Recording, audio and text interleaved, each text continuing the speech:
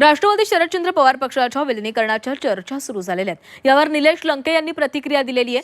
शरद पवारांच्या कारकिर्दीला 65 वर्ष झाली आहेत। आमचं वय आहे एवढा त्यांचा राजकीय अनुभव आहे, असं लंके म्हटलेले आहे। नेता जर आपला असेल तर कोणताही निर्णय घेतला तर नेत्याच्या मागे थांबावंच लागतंय। कुठलाही निर्णय असला तर तो योग्यच असतो, असं लंके यांनी विधान केलंय।